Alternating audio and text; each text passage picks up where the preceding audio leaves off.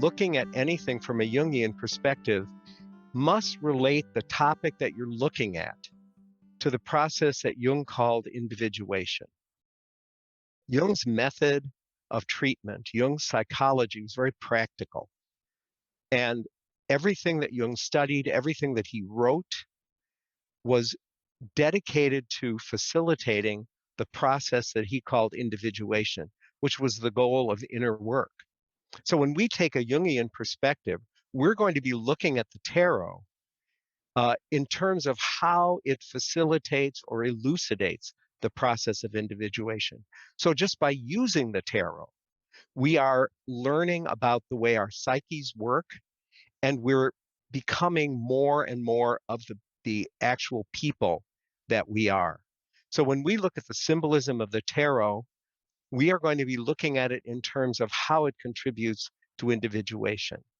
And individuation is considered the goal, and it's really made up of two sort of component parts.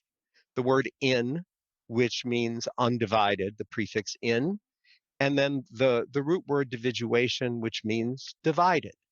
And so the process of individuation is a process whereby we become more and more undivided. Jung said that we start out as individuals. We are divided in ourselves. This isn't anything pathological. It's simply the way we're made.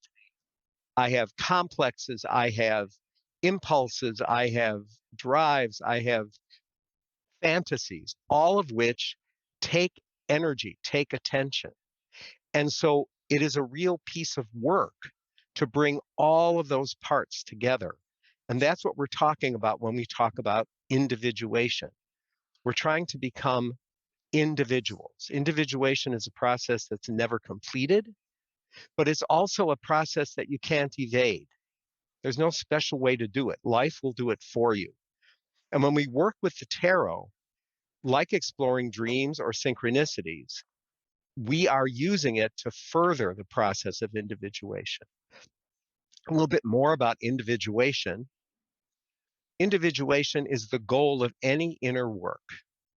So whether we're using the tarot, following our dreams, reflecting on interactions with others that may have gone well or may be problematic, all of these are ways that we do inner work.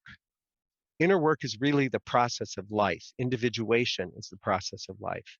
People often say, well, do I have to be in therapy? Do I have to be in analysis to individuate?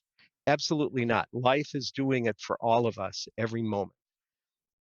And when we consult the tarot, and if any of you have had experience with the tarot, I think that you will be able to relate. As we're throwing the cards, as we're getting the reading, there could be a little bit of hesitation. That's a defense. So when we consult the tarot, we actually are also confronting what I don't necessarily want to learn. If we ask a sincere question and we're open to whatever the cards bring us, we're going to be butting up against our defense mechanisms. We also release resistance to what is. When we consult the tarot, whatever the cards show us, that's what we're going to deal with.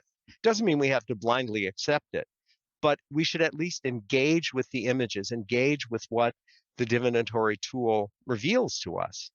And that also can release our resistance to what is.